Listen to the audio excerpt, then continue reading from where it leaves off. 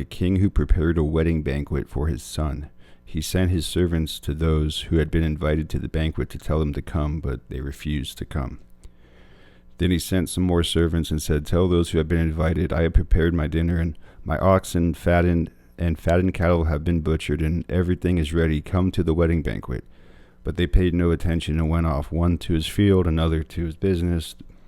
So those invited to salvation, those invited to the wedding banquet, are not coming. They're going off and doing their own work, their own things in this world, and they're ignoring this generous offer being given to them by the king, who the king in this case is God, the Son is Jesus Christ.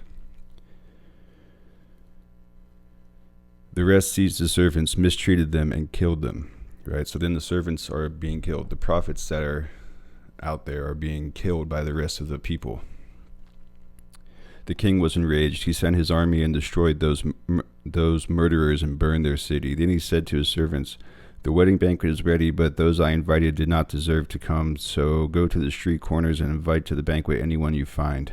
Right? So now he's go out to other people, which are the Gentiles, to understand this hidden truth of eternal life, which is given to us. So the servants went out to the streets and gathered all the people they could find, both good and bad, and the wedding hall was filled with guests. But when the king came in to see the guests, he noticed a man there who was not wearing wedding clothes. "Friend," he said, "how did you get in here without those clothes?" The man was speechless. Right? The clothes are faith in Jesus Christ and his sacrifice. That is the only way. The only way to eternal life is by looking at the cross, what Jesus did for us. There's no works that we can do, right?